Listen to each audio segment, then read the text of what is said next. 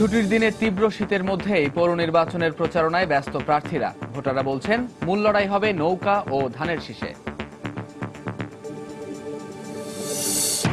দিনাজপুরে ইতালিয়ান নাগরিক হত্যা চেষ্টা ও মন্দিরে হামলায় জেএমবি জড়িত, গ্রেফতার শরীফুলের স্বীকারোক্তিমূলক জবানবন্দি।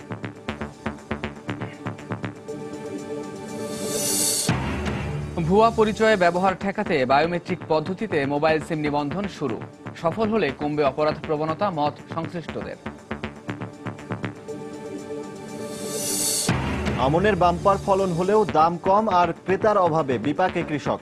সরকারিভাবে কেনা শুরু হলে লোকসান কমবে বলছে কৃষি বিভাগ। এবং জ্বালানি সাশ্রয়ী এবং স্বাস্থ্যসম্মত আধুনিক মাটির চুলা গ্রাম পর্যায়ে পৌঁছে দিচ্ছে সরকার। কমছে রান্নার সময় ও দুর্ভোগ, সন্তুষ্ট ব্যবহারকারীরা।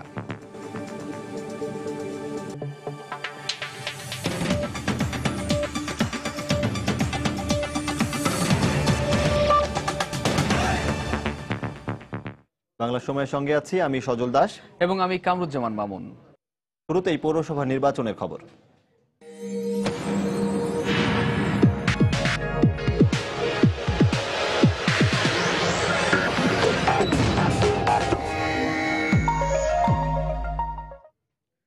পৌষের শীত জেঁকে বসতে শুরু করেছে, তার মাঝে শুরু হয়েছে গুড়ি গুড়ি বৃষ্টিও।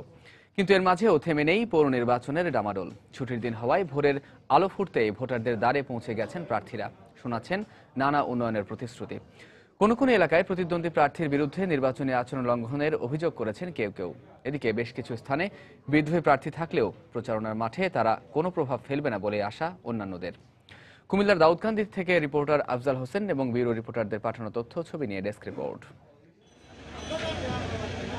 30 ডিসেম্বরের পৌর নির্বাচনকে কেন্দ্র করে উৎসবে মেতেছে দেশের 235টি পৌরসভার সাধারণ মানুষ। প্রায় প্রতিটি পৌরসভায় রয়েছেন আওয়ামী লীগ ও বিএনপি ছাড়াও কয়েকজন করে বিদ্রোহী ও স্বতন্ত্র প্রার্থী। প্রচারের জন্য হাতে থাকা আর কয়েকটি দিন সম্পূর্ণভাবে কাজে লাগাতে চেষ্টার কোনো কমতি নেই তাদের। এদিকে ভোটাররাও করছেন চুলচেরা বিশ্লেষণ, তবে স্বতন্ত্র বা বিদ্রোহী নয়, বড় দুই দলের হেভিওয়েট প্রার্থীরাই নির্বাচনের মূল নিয়ামক হবে বলে মনে করেন ভোটাররা। ভোট যদি সুস্থ হয় তো ধানের জয়লাভ করব। আশা করা যায় আওয়ামী লীগই পাস করবে। লড়াইটা হলো গিয়া নৌকা এবং ধানের শীষের ভিতরে হবে। কুমিল্লায় শুক্রবার সকাল থেকেই প্রচন্ড কুয়াশা ও বৃষ্টি উপেক্ষা করে প্রচারে নেমে পড়েছেন প্রার্থীরা। অনেকে আবার জুমার নামাজের পর পুরোদমে গণসংযোগে নেমেছেন। এখানে আওয়ামী লীগের একক প্রার্থী থাকলেও বিদ্রোহী প্রার্থী নিয়ে কিছুটা বিপাকে রয়েছে বিএনপি। ময়মনসিংহের গফরগাঁওয়ে দুই প্রতিদ্বন্দ্বী কাউন্সিলর প্রার্থীর মাঝে সংঘর্ষের ঘটনায় এক প্রার্থীর মায়ের আকস্মিক মৃত্যু হয়। এ ঘটনায় মামলার পর কাউন্সিলর প্রার্থী আনিসুর রহমান সহ 3 জনকে গ্রেফতার করে পুলিশ। এতে নির্বাচনী প্রচারে কিছুটা ভাটা পড়েছে গফরগাঁওয়ে। এই পৌরসভায় মেয়র পদে লড়ছেন আওয়ামী লীগ ও বিএনপির 2 জন মেয়র প্রার্থী। নির্বাচিত হতে পারলে ইনশাআল্লাহ প্রথমেই রাস্তাঘাট ড্রেনেজ ব্যবস্থা একটি মাস্টার প্ল্যানের মাধ্যমে শুরু করে আগামী দিনে জনগণকে সাথে নিয়ে ইনশাআল্লাহ কাজগুলো করার চেষ্টা করব। আমি যদি মেয়র হতে পারি তাহলে রাস্তাঘাট উন্নয়ন করব, পয় নিষ্কাশন আমি করব এবং মশা নিধন করব। রাজশাহীর বাঘা উপজেলার আরানি পৌরসভায় নৌকা, ধানের শীষ এবং বিদ্রোহী প্রার্থী সহ মেয়র পদে লড়ছেন 4 জন। শীত ও কুয়াশা উপেক্ষা করে তাদের প্রচারে মুখর এখন পুরো পৌর এলাকা। প্রার্থীরা সকাল থেকে সন্ধ্যা পর্যন্ত ছুটে চলেছেন ভোটারদের দুয়ারে দুয়ারে। তবে নাগরিক সুবিধা বঞ্চিত এসব মানুষ চান একজন যোগ্য মেয়র। সৎ এবং যোগ্য মানুষকে আমরা দেখে শুনে ভোট দেব। এই পৌরসভাকে মডেল পৌরসভা হিসাবে তৈরি করার চেষ্টা করব। শিক্ষা, স্বাস্থ্য এবং সামাজিক উন্নয়ন, স্কুল, কলেজ, ব্রিজ, কালভার্ট, মাদ্রাসা, মক্তব সবকিছুই উন্নয়ন করার চেষ্টা করব। একই চিত্র হবিগঞ্জেও। সকাল থেকেই উন্নয়নের নানা বুলি নিয়ে প্রার্থীরা ঘুরছেন প্রতিটি পাড়া মহল্লায়। সরকার দলীয় প্রার্থী চাইছেন 100 বছরের পুরনো পৌরসভাকে উন্নয়নের মডেল হিসেবে গড়ে তুলতে, আর বিগত 2 বারের মেয়র চাইছেন পুনরায় সুযোগ। নিয়ন মোহাইমিন, সময় সংবাদ। এদিকে দেশের অন্য পৌরসভাগুলোতেও জোরে সোরে চলছে পৌর নির্বাচনের প্রচারণা। নির্বাচনের দিনক্ষণ যতই এগিয়ে আসছে, গাইবান্ধার গোবিন্দগঞ্জ পৌর নির্বাচনের প্রার্থীদের ব্যস্ততা ততই বাড়ছে। পৌর এলাকার ড্রেনেজ ব্যবস্থা ও রাস্তাঘাটের উন্নয়ন সহ নানা প্রতিশ্রুতি দিচ্ছেন প্রার্থীরা। পাবনার সুজানগরে রাত দিন প্রচারণায় ব্যস্ত সময় কাটাচ্ছেন মেয়র ও কাউন্সিলর প্রার্থীরা। নিজেদের সমর্থন আদায়ে প্রচারণা চালিয়ে যাচ্ছেন ঠাকুরগাঁও ও পীরগঞ্জ পৌরসভার প্রার্থীরাও। এদিকে খাগড়াছড়ির মাটিরাঙ্গা পৌরসভাতেও পুরোদমে চলছে নির্বাচনী প্রচারণা।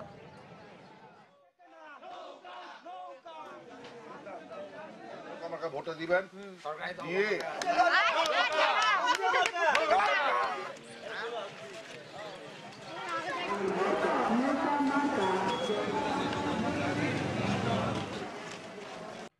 দিনাজপুর ইতালিয়ান নাগরিক ডাক্তার পিয়েরে পারোলারি হত্যা চেষ্টার ঘটনায় জড়িত থাকার কথা স্বীকার করেছে জেএমবি সদস্য শরীফুল ইসলাম। গতকাল সন্ধ্যায় জেলা অতিরিক্ত বিচারিক হাকিম AKM আহসানুল হকের আদালতে স্বীকারোক্তিমূলক জবানবন্দি দেয় সে। গোয়েন্দা পুলিশের তদন্তকারী কর্মকর্তা SI বজলুর রশিদ বিষয়টি নিশ্চিত করেছেন। এর আগে গতকাল বিকেলে তাকে আদালতে হাজির করা হয়।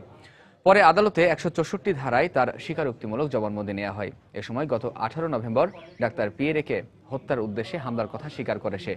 এদিকে ইসকন মন্দিরে হামলায় ব্যবহৃত মোটরসাইকেলটি পিয়েরেকে হত্যা চেষ্টায় ব্যবহার করা হয়েছিল বলেও জানায় সে। গত 10 ডিসেম্বর কাহারোলে ইসকন মন্দিরে কীর্তন চলাকালে হামলার ঘটনায় জড়িত সন্দেহে জেএমবি সদস্য শরীফুলকে আটক করা হয়। প্রথম দফায় 3 দিন শেষে তাকে আবারও 7 দিনের রিমান্ডে নেয় গোয়েন্দা পুলিশ।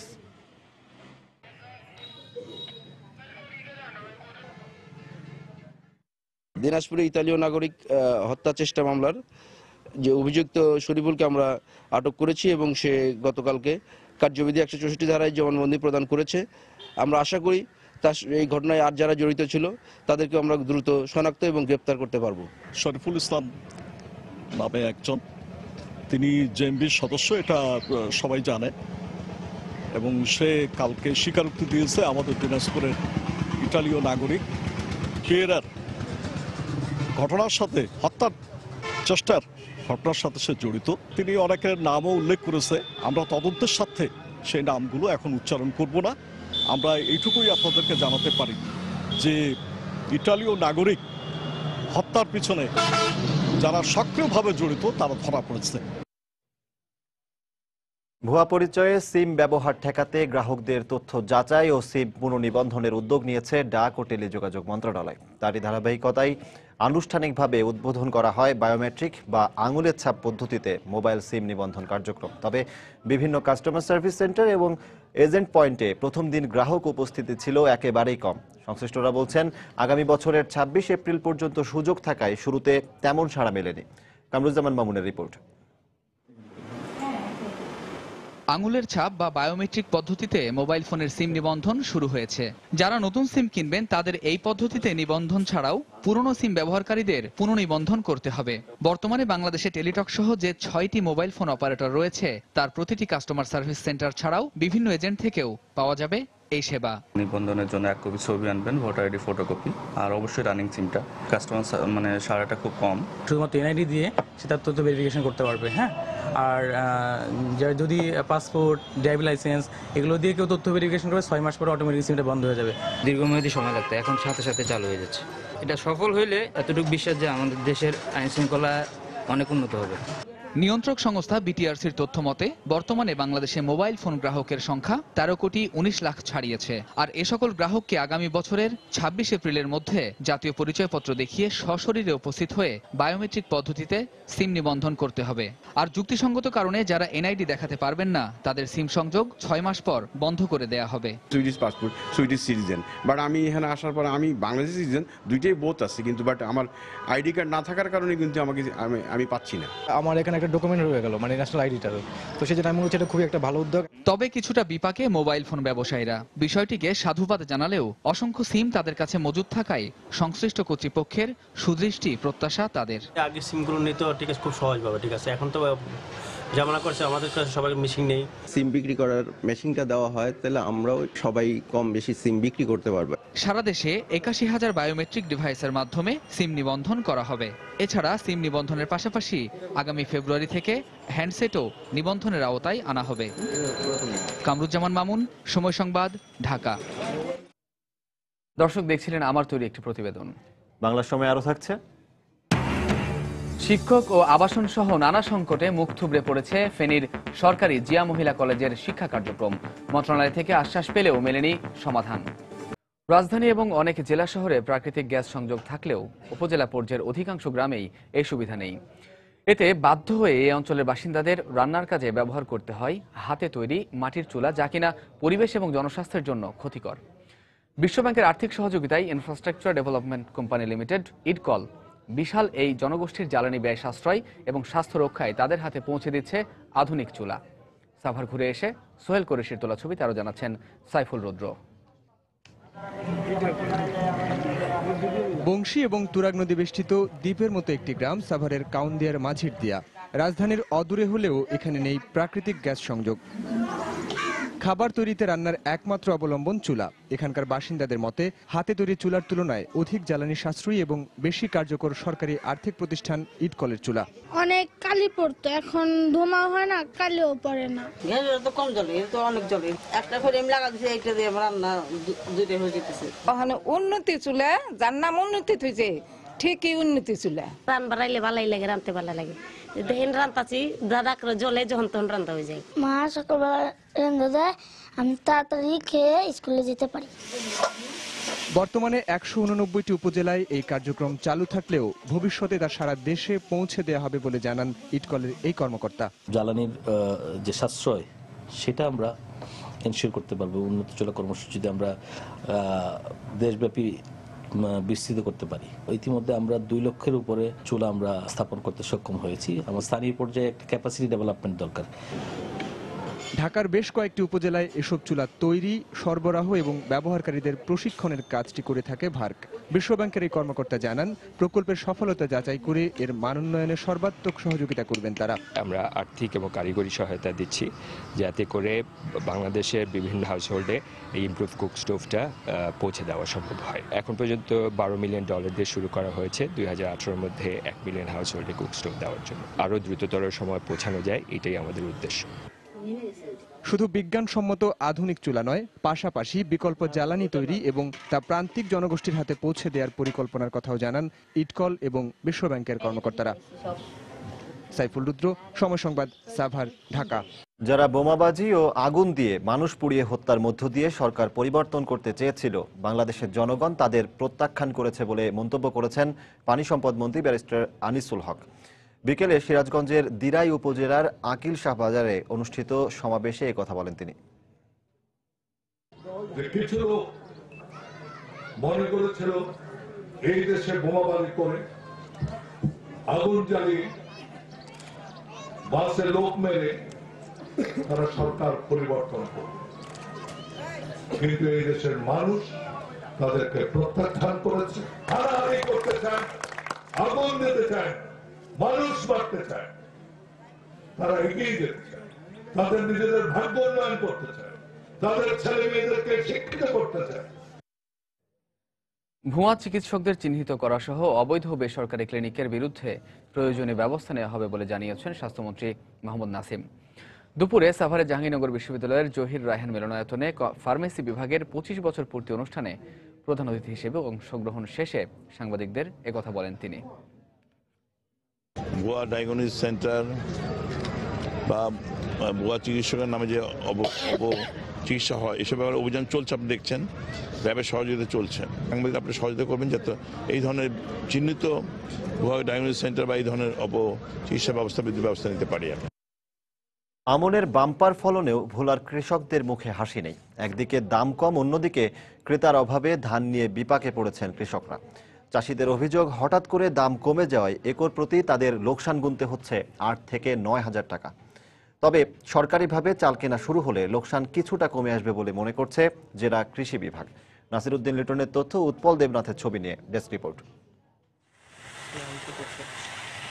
আমনের ভালো ফলন হওয়ায় ধান নিয়ে কৃষকেরা যে স্বপ্ন দেখেছিল, হঠাৎ করে দাম কমে যাওয়ায় তা দুঃস্বপ্নে পরিণত হয়েছে। জমি চাষ, বীজ লাগানো, সার, কীটনাশক এবং ধান কাটা ও মাড়াই সহ মন প্রতি ধানের উৎপাদন খরচ হয়েছে প্রায় 600 টাকা। কিন্তু বর্তমানে বাজারে ধান বিক্রি হচ্ছে মাত্র 380 টাকায়। এই দামেও চরাঞ্চলে ধান কেনার ব্যাপারই পাওয়া যাচ্ছে না। ফলে ধান নিয়ে চরম বিপাকে পড়েছেন কৃষক। 350 টাকা করিয়া ওই বদলা কিনা না, এরপর ধান কাটায় এর বদলার পয়সা দিতাম পারি না। ধান করিয়া ধান বেচতে পারতেছি না, কোন রাস্তার উপরে রয়েছে। ভবিষ্যতে এরকম হইলে আমরা সামনের আমরা চাষাবাদ করতে পারবো না। এদিকে মহাজনেরা ধান না কেনায় বিপাকে পড়ার কথা জানালেন এই ব্যাপারীরাও। চাল বৃদ্ধি 800 টাকা, এই চাল বেচতে 700 টাকা, মনকে 150 টাকা লোকসান। এমনি এই গতিকে ধানের দাম আমরা কমে কিনতে হয়। ধান কিনে নিয়ে মহাজনের কাছে হেরা ধান চায় না কিনতে, ধান আবার রিটার্নও আনতে হয় আমাদের। আর জেলা কৃষি কর্মকর্তা জানালেন, সরকারিভাবে চাল কেনা শুরু হলে ধানের দাম বাড়বে। সরকার ইতিমধ্যে 31,000 টাকা প্রতি টন চাল কিনবে বলে নির্ধারণ করেছে। সরকারি নির্ধারিত মূল্যে যখন ক্রয় শুরু হবে তখন ধানের দাম বৃদ্ধি হবে বলে মনে করছি। জেলায় এবছর 1,82,525 হেক্টর জমিতে আমন উৎপাদনের লক্ষ্যমাত্রা নির্ধারণ করা হয়েছে 3,61,544 মেট্রিক টন। সময় সংবাদ, ভোলা। বাংলার সময় আরো থাকছে। শীতে জমে উঠতে শুরু করেছে বান্দরবানের পর্যটন শিল্প। মুখর প্রতিটি পর্যটন কেন্দ্র, যোগাযোগ ব্যবস্থা ও নিরাপত্তা নিয়ে অভিযোগ। শিক্ষক, কর্মচারী, একাডেমিক ভবন ও আবাসনের চরম সংকটে মুখ থুবড়ে পড়েছে ফেনীর সরকারি জিয়া মহিলা কলেজের শিক্ষা কার্যক্রম। কলেজ কর্তৃপক্ষ বলছে, দীর্ঘদিনের এই সমস্যার বিষয়ে মন্ত্রণালয়ে লিখিতভাবে জানিয়ে আশ্বাস পেলেও মেলেনি সমাধান। মীর হোসেন রাসেলের ক্যামেরায় আরো জানাচ্ছেন আতিয়ার সজল। ক্লাসে বসার জায়গা না পেয়ে প্রতিনিয়ত এভাবেই দাঁড়িয়ে ক্লাস করতে হচ্ছে 1979 সালে প্রতিষ্ঠিত ফেনীর এই সরকারি জিয়া মহিলা কলেজের শিক্ষার্থীদের। উচ্চ মাধ্যমিক, স্নাতক পাস, স্নাতক সম্মান এবং মাস্টার্স সহ এই কলেজের ছাত্রী সংখ্যা প্রায় 4000। আর শিক্ষকের পদ 45টি থাকলেও 16টি শূন্য রয়েছে। দীর্ঘদিনেও হয়নি লাইব্রেরি, অডিটোরিয়াম, কম্পিউটার ল্যাব, শিক্ষক ডরমেটরি ভবন। এতে ব্যাহত হচ্ছে শিক্ষার্থীদের শিক্ষা কার্যক্রম। যখন সব স্টুডেন্ট আসে তখন আমাদের ক্লাস করতে অনেক সমস্যা হয়, পিছনে দাঁড়িয়ে ক্লাস করতে হয়, তখন স্যারের কথা শুনতে পাই না আর আমরা স্যারের কথা বুঝতে পারি না, এর ফলে আমরা না বুঝে আমাদেরকে ক্লাস করতে হয়। শিক্ষার্থীদের জন্য কলেজের 100 আসনের একমাত্র হোস্টেলে দুর্বিষহভাবে থাকছে প্রায় 200 জন। যাদের ভাগ্যে হোস্টেলের আসন মিলেছে তারাও রয়েছেন চরম দুর্ভোগে। একসাথে একটা টেবিলে দুজনে পড়া অনেক সমস্যা, শেয়ার করে পড়তে হয়। আমরা থাকার সমস্যা, যেমন আমরা একজন বিছানা থাকতে আরেকজন ফ্লোরে থাকতে হয়। টয়লেটটা মোটে ভালোই না, আর আমরা এখানে কারেন্ট থাকে না, তো নিজেরা মোমবাতি দিয়ে পড়তে হয়। কলেজের প্রধান জানালেন, সংকটের ব্যাপারে দফায় দফায় কর্তৃপক্ষকে জানিয়েও কোনো কাজ হয়নি। আমরা আশা করছি যে আমাদের সমস্যা সংকট একসময় নিরসন হবে, তখন আমাদের প্রতিষ্ঠান স্মুথলি রান করবে এবং সত্যিকার শিক্ষা ব্যবস্থাকে আমরা এখানে প্রয়োগ করতে আরো অনেক বেশি মনোযোগী হব, সমর্থ হব। কলেজ কর্তৃপক্ষ জানায়, বর্তমানে 3টি বিষয়ে অনার্স ও মাস্টার্স কোর্স চালু রয়েছে। আতিয়ার সজল, সময় সংবাদ, ফেনী। নোয়াখালী বিজ্ঞান ও প্রযুক্তি বিশ্ববিদ্যালয়ে 2015-16 শিক্ষাবর্ষের ভর্তি পরীক্ষা শুরু হয়েছে। বিশ্ববিদ্যালয় প্রশাসন জানায়, সকালে সি ইউনিটের পরীক্ষার মাধ্যমে ভর্তি কার্যক্রম শুরু হয়। বিশ্ববিদ্যালয়ের মূল ক্যাম্পাস সহ আশপাশের 49টি কেন্দ্রে একযোগে এ পরীক্ষা অনুষ্ঠিত হয়।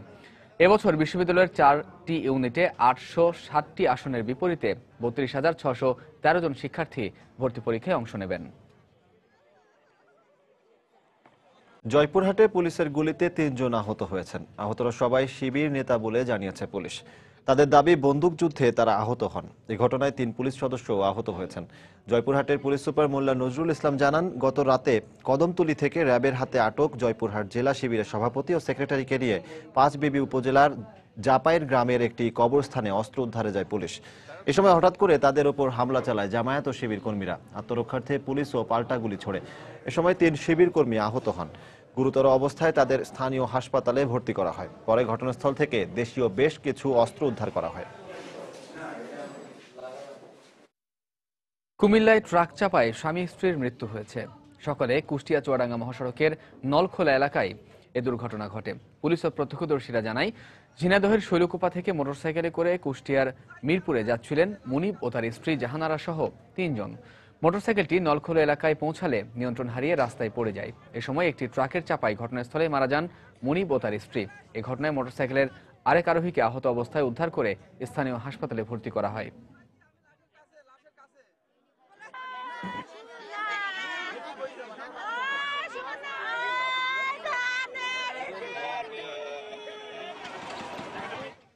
আন্তর্জাতিক অভিবাসী দিবস উপলক্ষে ব্রাহ্মণবাড়িয়া ও ঝিনাইদহে র্যালি ও আলোচনা সভা অনুষ্ঠিত হয়েছে। সকালে ব্রাহ্মণবাড়িয়ার লোকনাথ টেঙ্করপাড় এলাকা থেকে জেলা প্রশাসনের উদ্যোগে একটি বর্ণাঢ্য র্যালি বের করা হয়। পরে আলোচনা সভার আয়োজন করেন তারা। এতে সর্বস্তরের মানুষ অংশ নেন।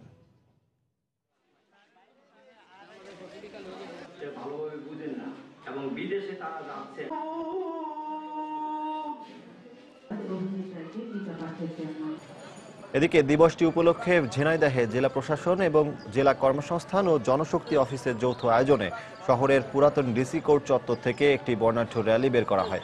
পরে সেখানে আলোচনা সভা অনুষ্ঠিত হয়।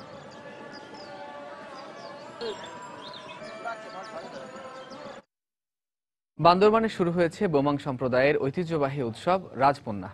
সকালে বোমাং রাজা উচপ্রু প্রজাদের কাছ থেকে খাজনা গ্রহণের মধ্য দিয়ে এ উৎসবের উদ্বোধন করেন। এ উৎসবের মাধ্যমে প্রজাদের কাছ থেকে বার্ষিক ফসল ও ভূমিকর আদায় করেন বোমাং রাজা। উৎসব উপলক্ষে সকালে ফুল ছিটিয়ে রাজাকে দরবার হলে স্বাগত জানানো হয়। এর আগে অতিথিদের বরণ করে নেন রাজবাড়ির সদস্যরা। পরে মৌজা প্রধান এবং পাড়া প্রধানরা রাজাকে খাজনা দেন। এরপরই মারমা শিল্পীদের অংশগ্রহণে অনুষ্ঠিত হয় সাংস্কৃতিক অনুষ্ঠান। এতে বেসামরিক বিমান পরিবহন ও পর্যটন মন্ত্রী রাশেদ খান মেনন সহ আরও অনেকে উপস্থিত ছিলেন। এদিকে রাজপন্না উপলক্ষে রাজার মাঠে শুরু হয়েছে 3 দিনব্যাপী লোকমেলা।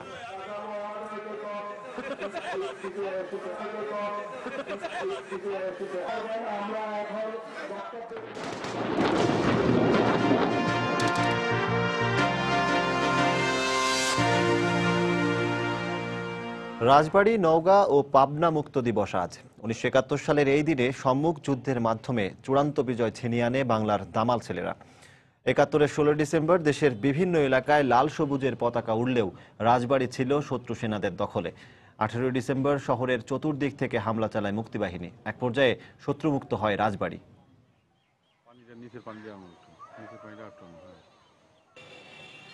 17 ডিসেম্বর সকালে নওগাঁর জগৎসিংহপুর ও খালিশাকুড়ি গ্রামে চূড়ান্তভাবে আক্রমণ শুরু করে মুক্তি সেনারা। যে সময় শত্রুপক্ষের গুলিতে শহীদ হন 5 জন মুক্তিযোদ্ধা। পরে হানাদার বাহিনী আত্মসমর্পণ করলেও 18 ডিসেম্বর শত্রুমুক্ত হয় নওগাঁ। এছাড়া 1971 সালের এই দিনে কালেক্টরেট ভবনে জাতীয় পতাকা উত্তোলনের মধ্য দিয়ে পাবনাকে হানাদার মুক্ত ঘোষণা করেন মুক্তিযোদ্ধারা। নন্দিত চলচ্চিত্রকার মোর্শেদুল ইসলাম পরিচালিত মুক্তিযুদ্ধভিত্তিক চলচ্চিত্র অনিল বাগচির একদিন এর প্রদর্শনী এবার শুরু হয়েছে চট্টগ্রামে। সকালে নগরীর থিয়েটার ইনস্টিটিউট মিলনায়তনে 5 দিন ব্যাপী চলচ্চিত্রের প্রদর্শনী শুরু হয়। চট্টগ্রাম চলচ্চিত্র কেন্দ্রের আয়োজনে প্রদর্শনীর শুরুতে ছবিটির পরিচালক মোর্শেদুল ইসলামকে ফুল দিয়ে শুভেচ্ছা জানান চট্টগ্রাম চলচ্চিত্র কেন্দ্রের সদস্যরা। এ সময় প্রযোজনা নিয়ন্ত্রক মুনিরা মোর্শেদ মুন্নি উপস্থিত ছিলেন। প্রথম প্রদর্শনীর শেষে আগত দর্শকদের নানা প্রশ্নেরও জবাব দেন মোর্শেদুল ইসলাম। নন্দিত কথাসাহিত্যিক হুমায়ুন আহমেদের উপন্যাস অবলম্বনে নির্মিত চলচ্চিত্রটি আগামী 22 ডিসেম্বর পর্যন্ত প্রদর্শন করা হবে।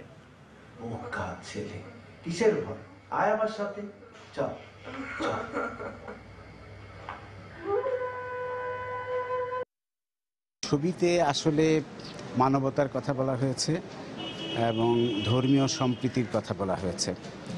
তো আমার মনে হয় যে ছবিটি যদি দর্শক দেখেন, দর্শকের ভালো লাগবে, কারণ ছবিটি মুক্তিযুদ্ধের একটা ভিন্ন আঙ্গিককে তুলে ধরেছে। এখানে যুদ্ধ নেই সরাসরি, কিন্তু যুদ্ধের সময় যে আমরা একটা কঠিন সময়ের মধ্য দিয়ে গেছি সেই মুহূর্তগুলো দর্শক অনুভব করতে পারবেন। এবং এই প্রজন্মের ছেলেমেয়ে যারা আছে তারা আমার মনে হয় এই ছবিটা দেখলে তারা মুক্তিযুদ্ধ সম্পর্কে জানতে পারবে। আগামী 5 দিন ছবিটা সবাই দেখুন, মুক্তিযুদ্ধ সম্পর্কে নিজেরা জানুন, তাদের পরবর্তী প্রজন্মকে জানান। ঝিনাইদহে শুরু হয়েছে 3 দিন ব্যাপী সুফি সাধক শরদোৎসব। হরিণাকুণ্ড উপজেলার হরিশপুর লালন একাডেমি মাধ্যমিক বিদ্যালয় প্রাঙ্গণে এই উৎসবের আয়োজন করা হয়েছে। সকালে জেলা প্রশাসক এই উৎসবের আনুষ্ঠানিক উদ্বোধন করেন। পরে আলোচনা সভার আয়োজন করা হয়।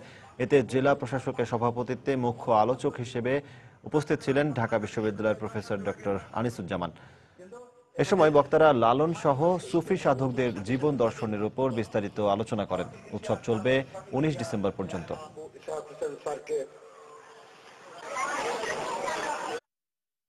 শীতে জমে উঠতে শুরু করেছে বান্দরবানের পর্যটন শিল্প। পর্যটকদের পদভারে মুখরিত এখানকার প্রতিটি পর্যটন কেন্দ্র। বিশেষ করে নীলাচল, নীলগিরি, চিম্বুক ও শৈলপ্রপাতে ভিড় সবচেয়ে বেশি। পাহাড়ের ফাঁকে ফাঁকে নেমে আসা ঝর্ণা আর আঁকা বাঁকা গিরিখাত দূর দূরান্তের মানুষকে হাতছানি দিয়ে ডেকে আনছে এখানে। বান্দরবান ঘুরে এসে সাখাওয়াত টিপুর ক্যামেরায় বিস্তারিত জানাচ্ছেন কমল দে। রাজনৈতিক অস্থিরতার কারণে গত বছরের পুরো পর্যটন মৌসুম খরায় কাটলো। এবার উল্টো চিত্র, হালকা কুয়াশা পড়ছে, শীত এখনো জেকে বসেনি। তারপরে সৌন্দর্য পিপাসুরা বসে নেই। ডিসেম্বরের শুরুতে পর্যটকরা আসতে শুরু করেছে বান্দরবানে। পাহাড় আর ঝর্ণার নয়নাবিরাম দৃশ্য থেকে উচ্ছ্বসিত পর্যটকরা। অনেক কিছু দেখলাম, আমরা মনে যাচ্ছে আরো অনেক দিন এখানে থেকেই যে ঝর্ণা দেখছি, এখানে পানি অনেক সুন্দর। আমাদের দেশে এমন সুন্দর একটা জায়গা আছে যে না দেখলে না অনুভব করলে বোঝা যাবে না যে এত সুন্দর আমাদের বাংলাদেশ। তবে পর্যটন স্পটগুলো শহর থেকে কিছুটা দূরে হওয়ার পাশাপাশি প্রয়োজনীয় যানবাহনের স্বল্পতায় কিছুটা বিপাকে পড়তে হচ্ছে পর্যটকদের।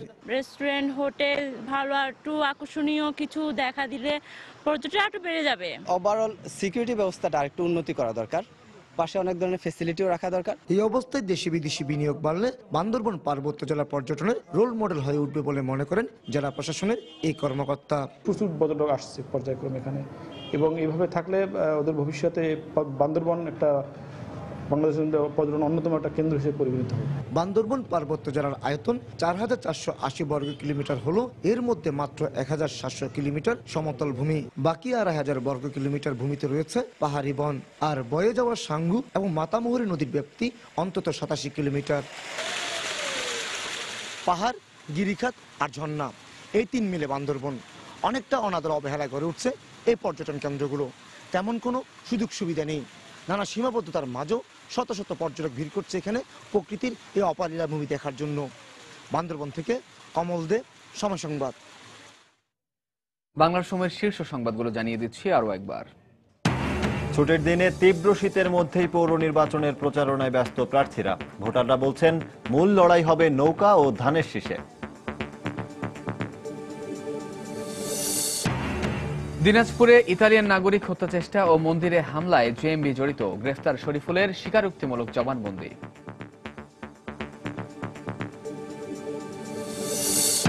ভুয়া পরিচয়ে ব্যবহার ঠেকাতে বায়োমেট্রিক পদ্ধতিতে মোবাইল সিম নিবন্ধন শুরু। সফল হলে কমবে অপরাধ প্রবণতা, মত সংশ্লিষ্টদের। আমনের বাম্পার ফলন হলেও দাম কম আর ক্রেতার অভাবে বিপাকে কৃষক, সরকারিভাবে কেনা শুরু হলে লোকসান কমবে বলছে কৃষি বিভাগ। এবং জ্বালানি সাশ্রয়ী এবং স্বাস্থ্যসম্মত আধুনিক মাটির চুলা গ্রাম পর্যায়ে পৌঁছে দিচ্ছে সরকার। কমছে রান্নার সময় ও দুর্ভোগ, সন্তুষ্ট ব্যবহারকারীরা। এই ছিল বাংলার সময়। যে কোনো খবর পেতে ভিজিট করুন সময়নিউজ.tv। এছাড়া এই মাত্র পাওয়া খবর আপনার মোবাইলে পেতে SMS করুন স্টার্ট স্পেস SN লিখে পাঠিয়ে দিন 16242 নম্বরে। সঙ্গে থাকুন সময়ের।